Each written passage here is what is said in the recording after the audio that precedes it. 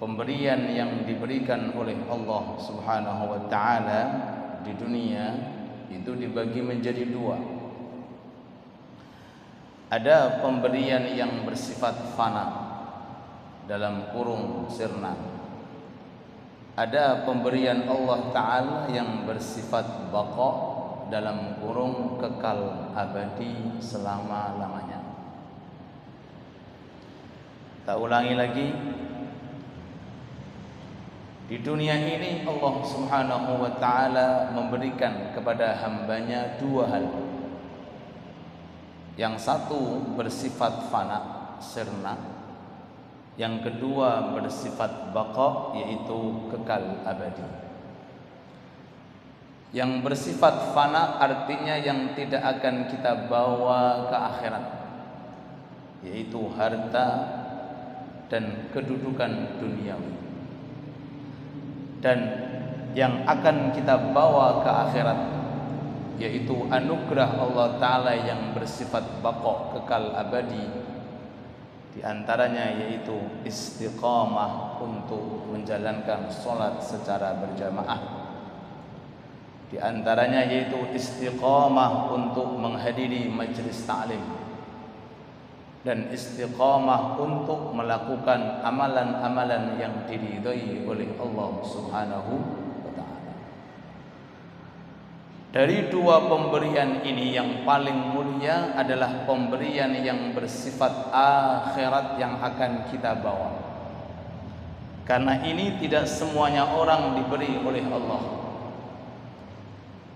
Diberi oleh Allah taala hanya orang-orang khusus, pilihan Allah. Beda dengan urusan dunia. Kalau urusan dunia tidak harus syarat dengan iman, tidak harus syaratnya Islam, tidak harus syaratnya takwa. Bahkan justru orang yang belum memeluk Islam dan orang yang jauh dari Allah, kekayaan dunianya melimpah melebihi daripada orang muslim. Maka dari ini keterangan Nabi Agung Muhammad sallallahu alaihi wasallam bersabda, "Shallu 'alan Nabi Muhammad. Innallaha ta'ala yu'tid dunya man yuhib wa man la yuhib, wa la yu'tid dina illa man yuhib." Allah Subhanahu wa taala membagi dunia itu untuk orang yang dicintai oleh Allah dan orang yang dibenci oleh Allah. Tetapi untuk urusan agama, urusan akhirat, urusan amal soleh hanya diberikan oleh Allah kepada orang-orang yang telah dicintainya. Semoga kita digolongkan orang-orang yang dicintai oleh Allah. Amin ya rabbal. Dari ini hadis kelihatan jelas apa yang disampaikan oleh Rasulullah, bahwa Rasulullah tidak bohong dalam perkata. Di dunia ini ternyata dunia itu dimiliki oleh orang yang dicintai oleh Allah dari kalangan muslimin, dan diberi oleh Allah Ta'ala pula dari kalangan orang yang tidak Islam, bahkan orang yang ahli maksiat seperti Fir'aun, Qarun, Namrud, Abu Jahal, Abu Lahab. Tetapi untuk urusan akhirat yang terkait tentang ilmu agama dan istiqamah untuk melakukan amal soleh, Allah Ta'ala tidak semuanya akan memberi, tetapi dipilih-pilih oleh Allah Ta'ala. Atas izin Allah Ta'ala kita semuanya alhamdulillah diberi oleh Allah Ta'ala hidayah untuk bisa menghadiri sholat secara berjamaah dan bisa ikut andil menghadiri majlis ta'lim. Semoga nama kita harum di sisi Allah, semoga nama kita diingat oleh Allah, dan semoga kelak nanti kita di surga dipermudah untuk melintas siratal mustaqim menuju surganya Allah. Amin ya rabbal alamin. Hadirin hadirat yang dirahmati Allah Subhanahu tabaraka wa taala. Untuk malam ini yang ingin saya bawakan secara singkat, dan sebelum kita tutup insyaallah akan kita kasih sesi tanya jawab seperti biasa. Ini malam ini saya longgar nih, sampai jam 10 saya siap. Naik gelem tapi. Alhamdulillah nggak ada acara, alhamdulillah. Jadi lagi free nih. Mudah-mudahan berkah. Amin Allahumma. Lagi nyantai, lagi santai kalau niki Pak. Nggih. Malam ini yang akan kita bahas terkait tentang pentingnya untuk membenarkan wudhu kita. Wudhu kita insya Allah sudah benar, tapi perlu untuk kita kaji kembali agar kita lebih perhatian tentang wudhu dan memperhatikan tentang kesempurnaan daripada wudhu. Sebab dalam suatu hadis disebutkan, as-salatu at-tahuru miftahus salah, was-salatu miftahul jannah. Sesuci niku kuncine salat. Salat niku kuncine mlebu swarga.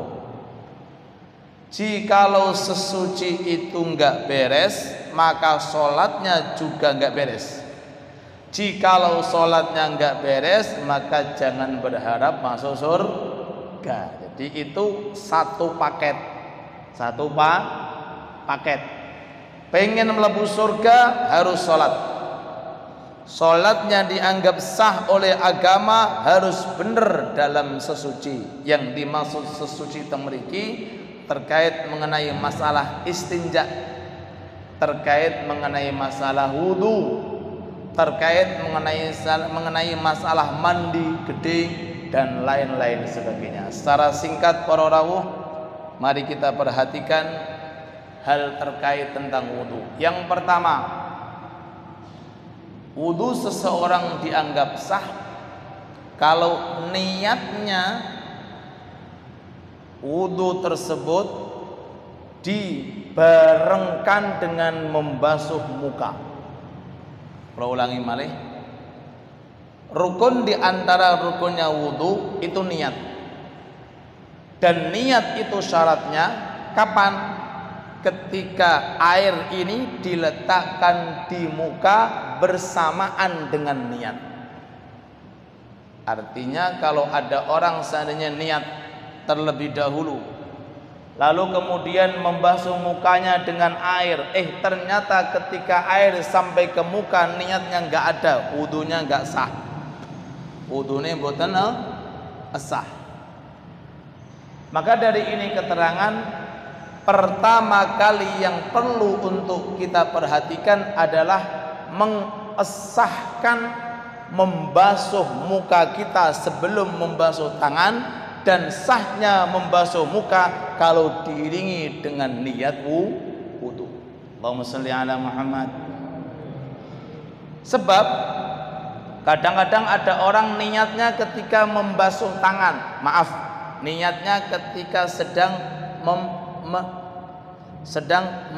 mencuci telapak tangan. Ketika mencuci telapak tangan, nawaitul wudu'a li rafil hadasil asghari fardhan lillahi ta'ala. Ini bukan tempatnya niat.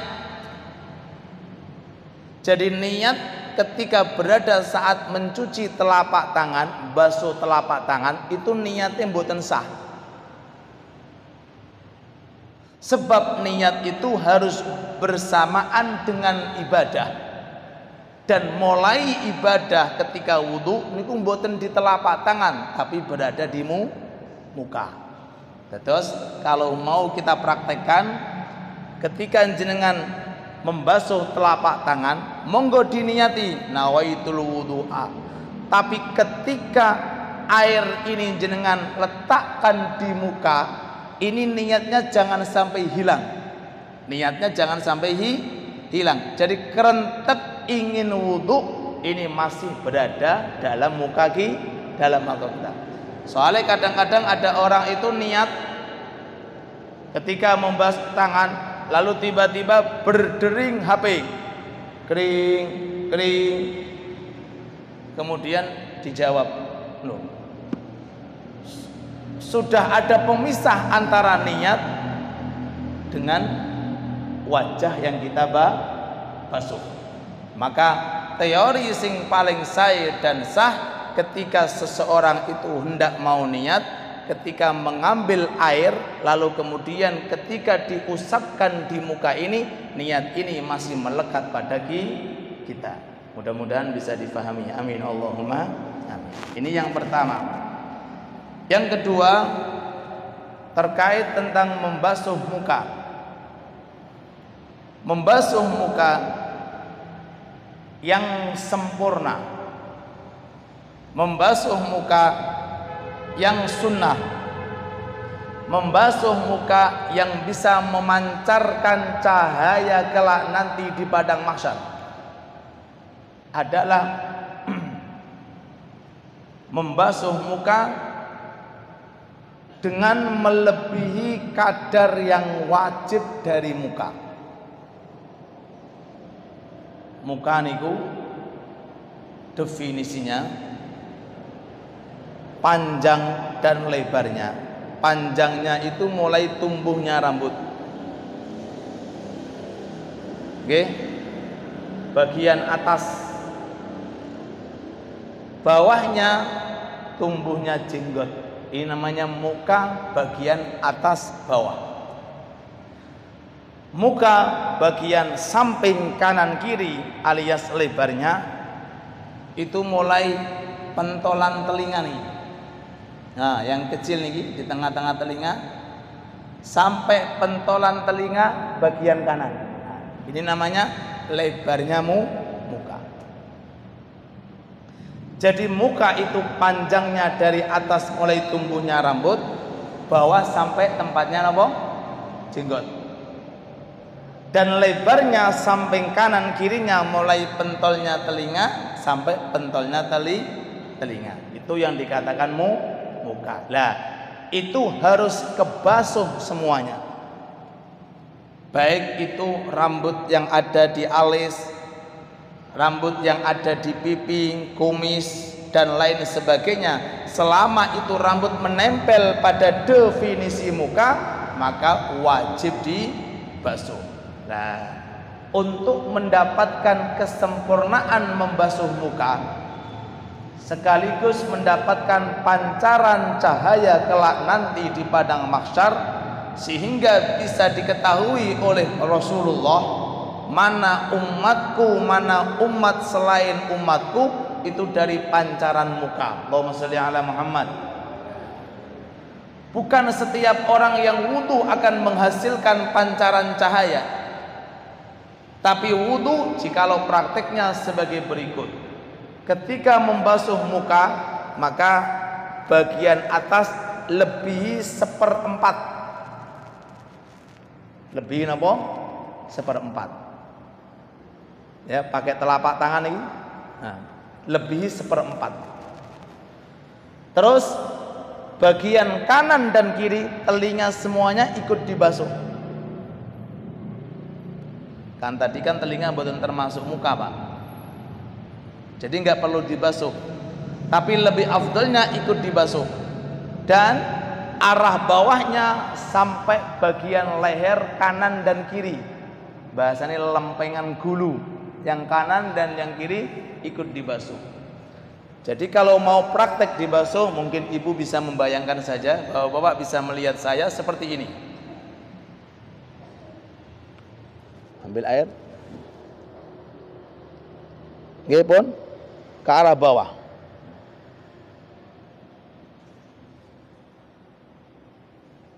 Sampai ke bawah. Paham nggih? Kalau orang wudu kan biasanya kan cuma mukanya saja yang dibasuh. Nah, ini cara basuhnya, jenengan mau nggak mau harus lepas kopiah, atau kalau nggak kopiahnya dibelakangkan. Sehingga 1/4 daripada muka ini, yang bagian atas kepala ini kebasuh, dan telinga yang kanan, yang kiri juga kebasuh, dan bawahnya dagu, yaitu lempengan gulu yang kanan, yang kiri juga kebasuh. Nah, ini namanya bahasa Arabnya namanya ghurrah. Dalam ilmu fikih bab wudu ada istilah ghurrah. yaitu membasuh muka melebihi daripada kadar yang wajib.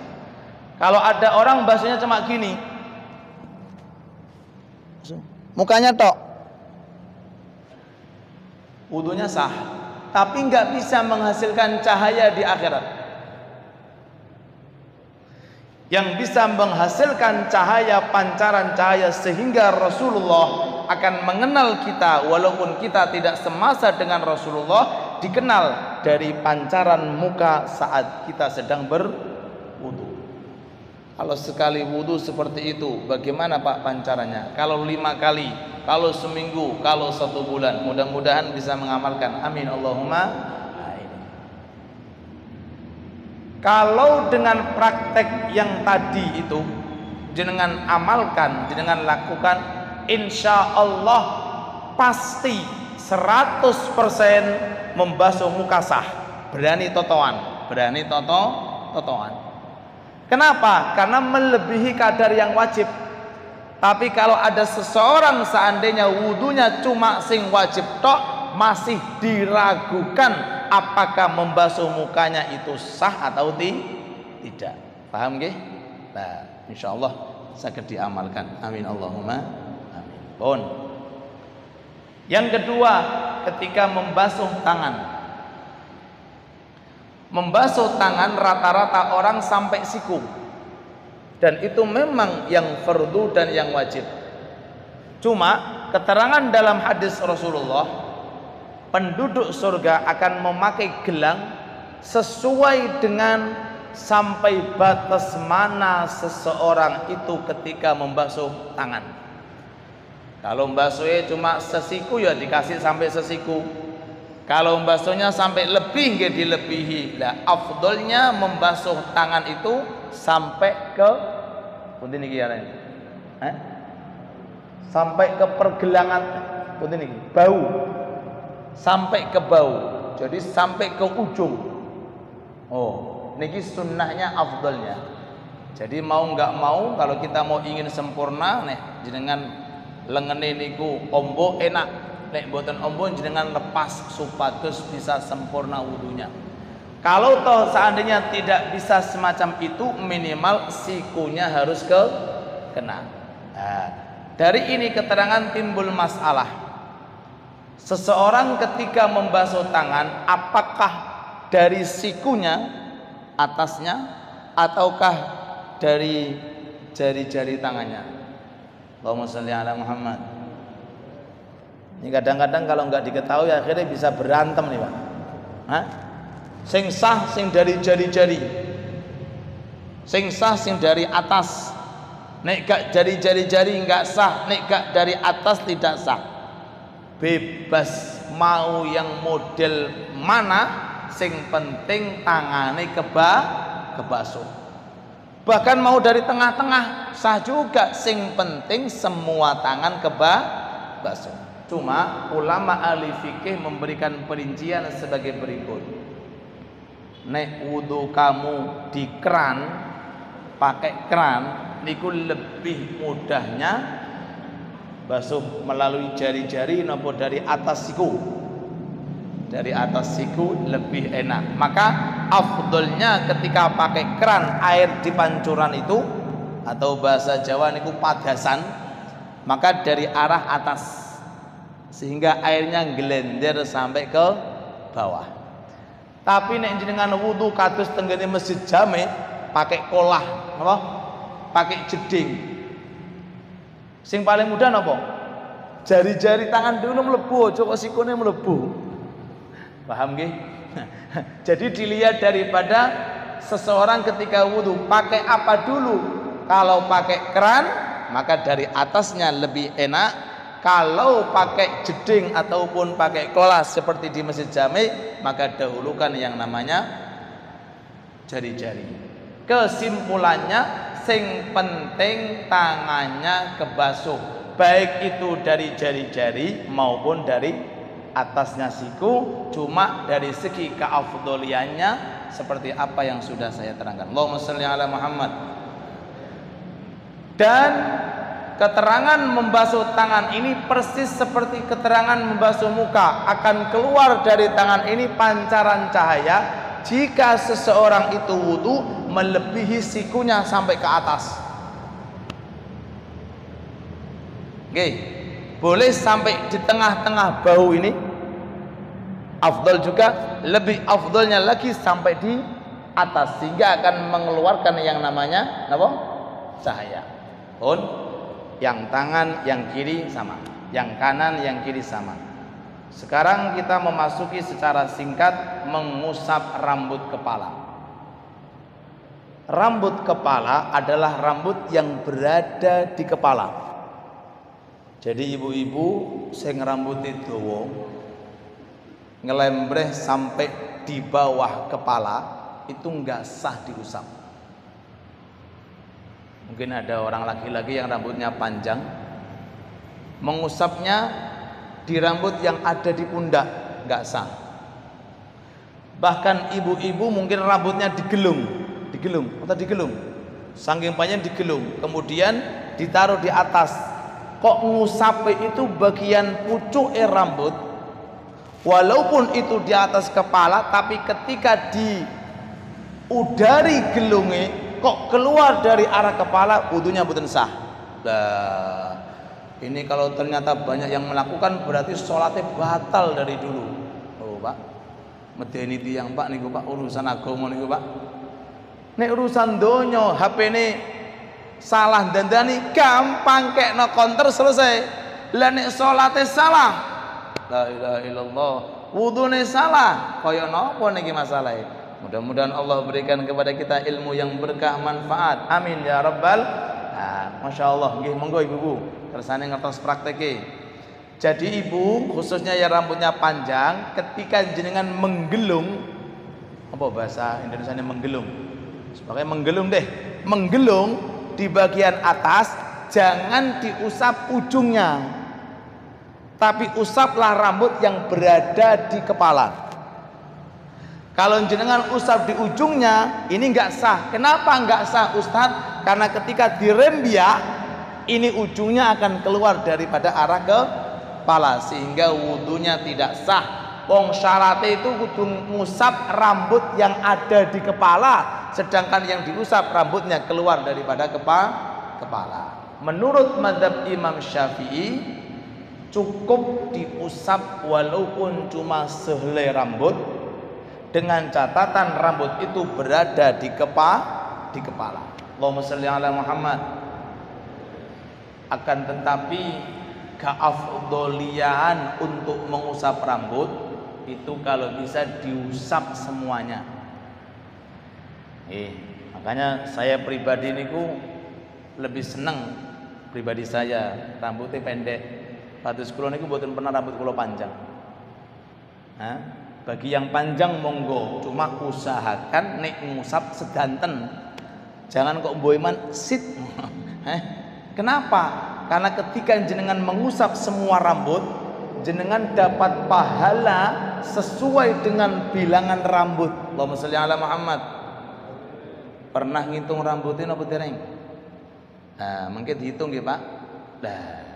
Berapa kira-kira? 1 juta nggih, 1 juta pahala. 2 juta nggih, 2 juta pahala. Itu setiap kali wudu. Lah nek sakjane 1 juta berarti kali 2 2 juta pahala. Lek ping 5 juta, lek ping saulan tinggal mengalihkan, Pak. Masya Allah. Itu nikmate orang saged mengamalkan ilmu. Dados mazhab Syafi'i itu sah ngusap walaupun sehelai rambut. Tapi afdolnya, sunnahnya mengusap semua rambut. Prakteknya sebagai berikut. Perhatikan, maaf nggih, kula coplok nggih, pembahasan praktek. Ini perhatikan tangan kula. Ini tangan taruh sini. Jadi tangan niki sing jempolane ditaruh di pilingan. Taruh di pilingan, nggih, pun, nggih, pilingan. Jempolannya taruh di pilingan. Jari-jari telunjuk ditaruh di atasnya. 3, sisanya ditaruh di atasnya lagi. Terus ngeten. Pun, lalu ditarik ke belakang.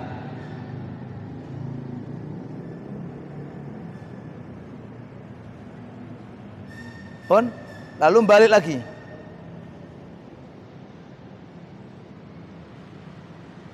Paham? Walah ribet utak ya, nyok lah wis selesai.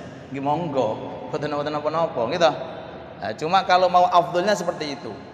Kalau ulangi malih nggih, jadi kados gambar I love you, Bu. Halo, I love, taruh sini. Jadi jari-jari napa? Jempolan mboten gerak, yang gerak sisanya. Taruh sini. On. Nanti dibalik lagi. Paham? Ini kali 3, ping 3. Boleh juga langsung, nggak ada masalah juga. Cuma kalau pakai trik semacam itu airnya nggak mustakmal. Paham? Nah, lihat secara berurutan. Semua rambut berada ke sisi arah ke belakang, lalu balik lagi. Seakan-akan air itu tidak mustakmal karena air habis digunakan untuk rambutnya belok ke belakang, lalu kemudian ditarik lagi untuk rambut menuju ke depan. Seperti itu. Allahumma shalli ala Muhammad. Nah, dari ini keterangan, maka bagi yang umroh, orang yang umroh ataupun yang haji, itu kan kalau di tempat tawaf, kalau enggak diperhatikan kan akhirnya batal. Nggih. Demek tiyang estri sing boten mahram kan Syafi'i kan batal. Akhirnya wudu malih. Masyaallah ki sak putaran wudune 2 kilo. Kapan bari? Nah, bagi yang umroh perhatikan beberapa hal. 1, kedah niat ketika wudu. Nomor kalih, kedah kumur-kumur alias masukkan air ke mulut. 2, yang ketiga kedah istinsyak, masukkan air ke hidung. Yang keempat, kedah digosok ketika basuh tangan atau basuh kaki. Digosok. Sing keempat, usap semua rambut. Pun, nah, berapa tadi Pak? 5 atau 6? 5. Kalau orang yang umroh atau orang yang haji wudunya semacam ini, maka ketika tawaf didemek perempuan lain atau demek nggak batal. Kenapa? Karena dia sudah wudu dengan 4 madhab. Napa? Wudu pakai 4 madhab. Tapi kalau ada orang ketika wudu nggak kumur-kumur, nggak masukkan air ke hidung, ngusape cuma sehelai rambut tok, khawatir nanti orangnya itu demek perempuan karena kan kedosok, akhirnya kedemek batal karena dia wudu cuma pakai mazhab Imam Syafi'i. Padahal Imam Syafi'i ketika mendemek, bahasanya mendemek, memegang perempuan yang lain itu hukumnya batal. Lah, tapi kalau dia wudu pakai 4 madhab, tadi yang saya utarakan, niat madhab Syafi'i wajib, kumur-kumur dan istinsyak madhab Imam Ahmad Abu Hanifah wajib, menggosok-gosok madhab Imam Malik wajib, mengusap semua rambut madhab Imam Malik wajib, maka jenengan wudu seperti menggunakan 4 madhab, sehingga kedemek tidak membatalkan daripada wudu. Pun mengusap rambut sudah. Nggih. Terakhir nggih menika membasuh kaki. Ngusap telinga mboten rukun niku. Niku sunnah. Loh, nggih. Rukun niku cuma 4. Muka, tangan, ngusap rambut bu, kali kaki. Nek telinga boten niku sunnah. Oh, Kadang-kadang orang perhatian dengan sunnah ninggal ke yang rukun, nah, kan bahaya nih. Langsung masuk kita ke kaki. Sami, syarat rukunnya membasuh kaki itu sampai mata kaki. Ya. Tapi sunnahnya jenengan disuruh membasuh mulai dari lutut sampai ke kaki. Alasannya sama seperti alasannya membasuh muka, membasuh tangan untuk mendapatkan pancaran cahaya kelak nanti di hari kiamat. Ketika Rasul alaihi salatu wassalam ditanya, "Ya Rasulullah, apakah Anda akan mengetahui kami umat Anda di padang mahsyar yang kumpul dengan jutaan umat?" Dijawab Rasulullah, "Tahu." "Ya Rasulullah, niku kathah lho. Mulai umatnya Nabi Nuh, Nabi Musa, Nabi Isa, Nabi sedanten lho, kok jenengan tetep perso?" "Ngerti." "Dari mana?"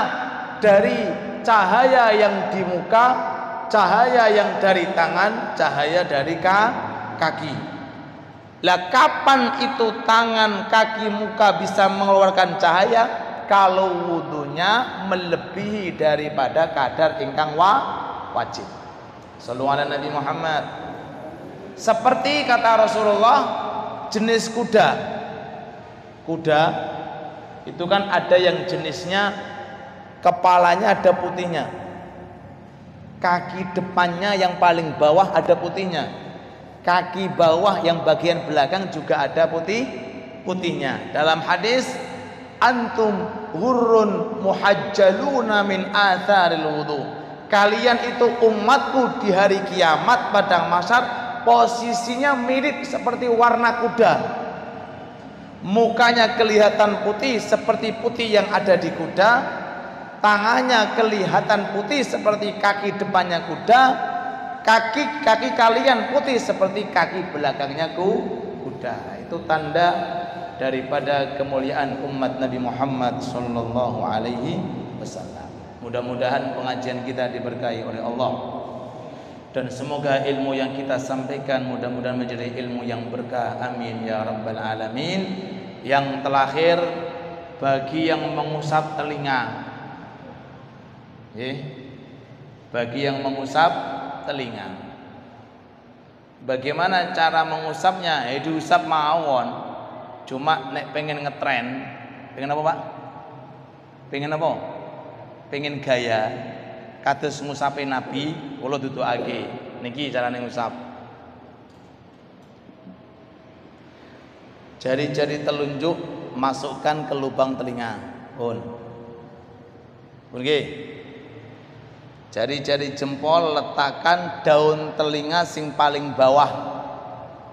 Nah. Ayo ditemek kabeh ben roh.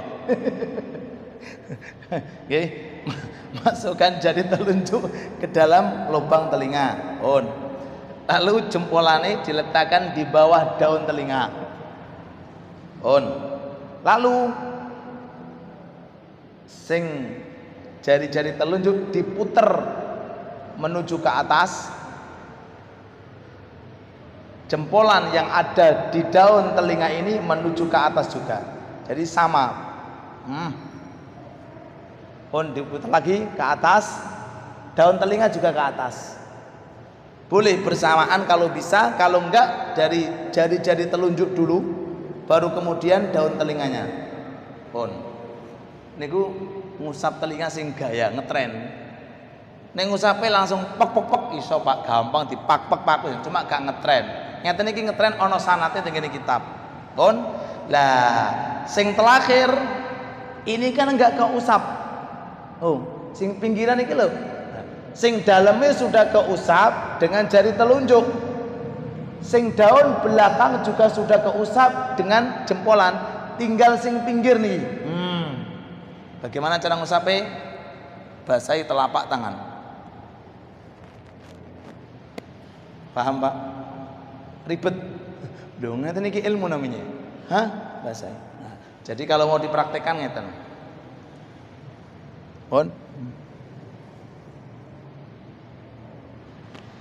Malih.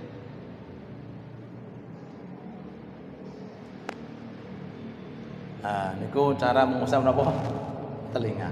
Rabbana atina fid dunya hasanah wa fil akhirati hasanah wa qina adzabannar. Allahumma inna nas'aluka ilman nafi'an, nas'aluka rizqan halalan thayyiban. Sallallahu ala sayyidina Muhammadin wa ala alihi wa sahbihi wasallam. Alhamdulillahi rabbil alamin. Amin amin. Monggo kalau ada materi khusus tentang wudu atau umum monggo. Tesih pinten isya ya, Bah?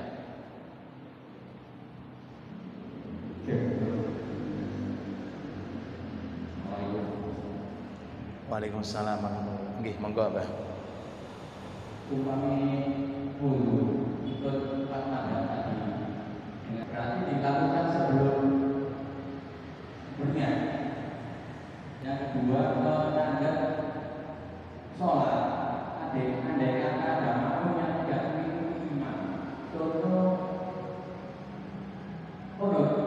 kadang-kadang sebagian orang yang berhambai itu tidak ikut tunduk. Itu hukumnya bagaimana? Assalamualaikum warahmatullahi wabarakatuh. Terima kasih.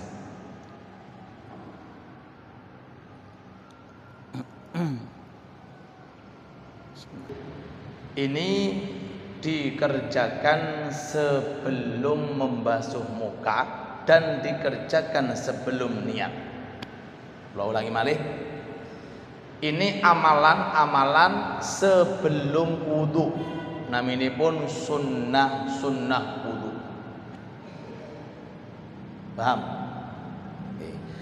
Jadi kalau kita mau praktek wudu yang sempurna, itu mungkin mengambil paling sedikit mungkin 5 menit 10 menit untuk urusan wudu, Pak. Karena wudu ini ada sunnah sebelumnya, wudu ada sunnah di dalamnya, wudu ada sunnah setelahnya. Nah, ulama-ulama menganjurkan kepada kita kerjakanlah wudu walaupun seminggu sekali, semua sunnah dilakukan supados mendapatkan barokah sunnah walaupun cuma seminggu sekali. Nah, dan itu prakteknya mungkin sebelum masuk sholat mungkin setengah jam sehingga kita bisa menyempurnakan wudu dengan baik. Terus prakteknya ada 2 niat. Ulangi malih, ada 2 niat. Ada niat untuk melakukan sunnah, ada niat untuk wudu. Ulangi malih, ada 2 niat. Niat yang pertama niat untuk melakukan sunnah wudu, niat yang kedua niat untuk wudu yang fardu. Gimana prakteknya? Sebagai berikut. Jenengan nek badhe membasuh telapak tangan niku niate niat ngelampai sunnah wudu supados dapat pahala. Dan nek mboten niate nggih mboten dapat napa-napa. Wong niku ibadah ya. Membasuh tangan ibadah, kumur-kumur ibadah. Bahkan yang belum saya terangkan tentang siwak. Sebelum ibadah. Lah ibadah kedah diniati, apakah ada ibadah tanpa niat? Nggih mboten wonten. Ibadah kedah diniati. Jadi niatnya bagaimana? Niat kerentek dalam hati, nawaitu istiqmalas sunnah fil wudu. Niat ngelampai sunnahnya wudu.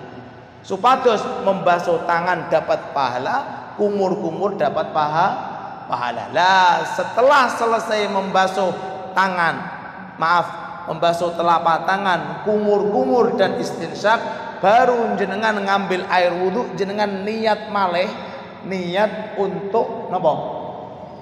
Fardunya wudu, nawaitul wudu'a li raf'il hadasil asghari fardhan lillahi ta'ala. Paham? Jadi ada 2 niat. Niat yang pertama untuk pahala sunnah. Niat yang kedua untuk fardunya namanya wudu. Kalau orang seandainya enggak niat untuk sunnah, nggih boten napa-napa, tetap wudunya sah, cuma tidak mendapatkan pahala kumur-kumur, pahala istinsyak. Sallallahu alaihi Nabi Muhammad. Sudah masuk isya nih. Nek masuk adzan riyin. Kersane sami adzannya, monggo. Jawaban yang kedua setelah adzan.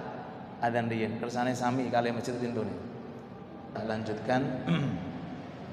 Mungkin nanti kita tutup, setelah itu langsung qomat mawon nggih. Nanti qobliyahnya jenengan bisa kerjakan setelah sholat isya. Allahumma sholli ala Muhammad. Jawaban yang kedua untuk pertanyaan ini penting. Terima kasih Abah atas pertanyaannya. Karena ini masalah banyak kaum muslimin yang cekcok, banyak kaum muslimin yang melepaskan tali ukhuwah Islamiyahnya ya karena mungkin nggak tahu kunut itu sunnah menurut mazhab Imam Syafi'i dan tidak sunnah menurut mazhab Imam Abu Hanifah. Ulangi malih. Bagi kalangan muslimin yang kunut, mereka adalah muslimin yang bertaklid kepada Imam Syafi'i. Bagi teman-teman kita kaum muslimin yang lainnya yang sholat subuhnya nggak pakai kunut, mereka kemungkinan taklid bermadzhab Imam Abu Hanifah.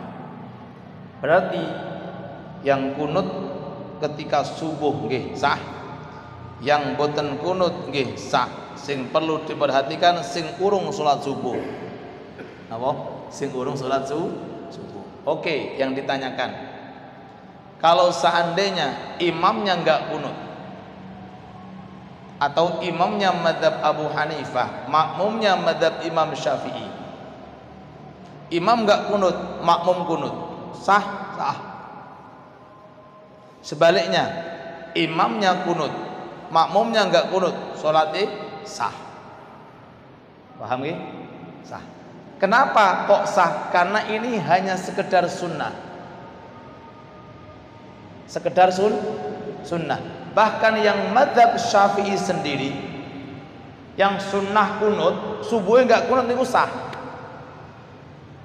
Walaupun disengaja sholat subuh dia madzhab Syafi'i, baik itu yang lupa langsung salam atau sengaja mungkin nggak mau kunut karena mungkin pengen cepat atau mungkin ngantuk, sah juga.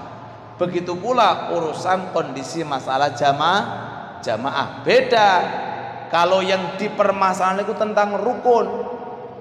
Ada orang sholat nggak ruku, batal sholatnya. Ada orang sholat nggak baca Fatihah, batal sholatnya.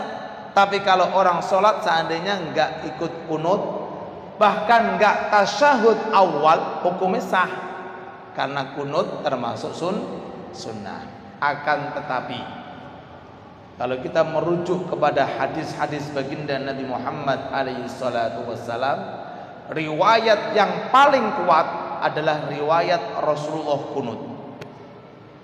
Bahkan sahabat Anas bin Malik, Anas itu pelayan Rasulullah, pembantu Rasulullah 10 tahun dengan Rasulullah. Beliau meriwayatkan, aku lihat Rasulullah sampai meninggal dunia tidak pernah melepaskan kunut ketika sholat subuh. Tapi kita tidak boleh menyalahkan bagi teman-teman yang tidak kunut.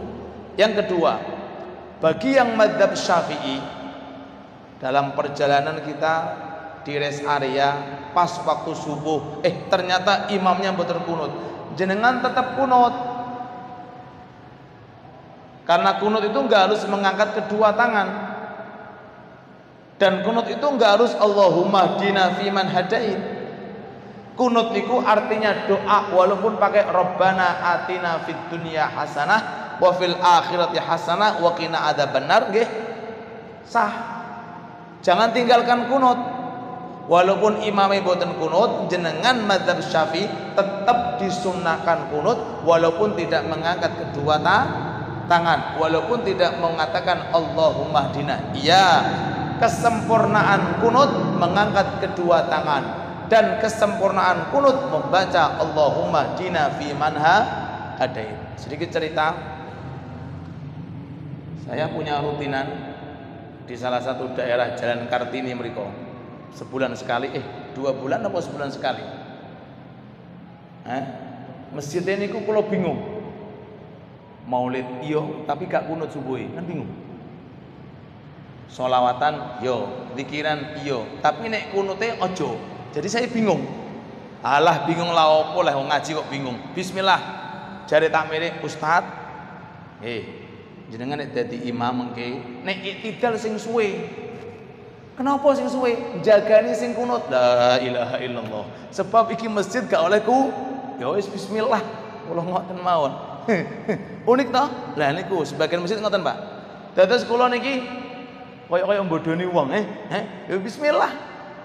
Pantun rukuk iktidal sami Allah suwe ngono. Nggih kula laksanake kunut piyambak. Allahumma dina fi man, tapi suwe. Jagani sing kunut. Ala kulli hal, masalah kunut yang ditanyakan niki hal yang terpenting dan perinciannya seperti yang sudah saya sampaikan. Jangan karena sunnah umat Islam terpecah belah. Jangan karena sunnah umat Islam terpecah belah. Perbedaan pendapat silahkan. Yang mau kunut nggih monggo, sing mboten kunut nggih monggo. Cuma setiap orang harus berada pada prinsipnya macam-macam. Jangan dijual prinsip niku, Pak. Maaf, saya Syafi'i, saya harus lempeng ikut Syafi'i, tapi tidak menyalahkan yang selain Imam Syafi'i. Mudah-mudahan ilmu kita diberkahi oleh Allah. Wonten malih? Nggih, monggo. Pun di mikir di wau. Kersane pakai mic, Bah. Monggo mic pakai mic, Bah. Nggih. Menyambung terkait tentang pertanyaan ya, bagi mazhab Imam Syafi'i kunut itu sunnah ab'ad. Jadi sunnah itu ada dua para rawuh. Di dalam sholat ada sunnah namanya ab'ad, ada sunnah hayat. Maksudnya ngeten, ada sunnah kalau ditinggalkan disunnahkan sujud sahwi. Ada sunnah kalau ditinggalkan tidak disunnahkan sujud sahwi. Semisal orang sunnahnya ketika ruku itu mengangkat kedua tangan takbir Allahu Akbar. Ternyata orang ini nggak mau mengangkat kedua tangan, berarti dia meninggalkan sunnah. Malih di dalam ruku atau sujud kita dianjurkan membaca tasbih subhana rabbiyal azim, subhana rabbiyal a'la. Ada orang sujud rukunya nggak mau doa, berarti dia meninggalkan sunnah. Apakah sujud sawi? Enggak, karena ini sunnah hayat. Sunnah kalau ditinggalkan tidak menyebabkan sujud sahwi.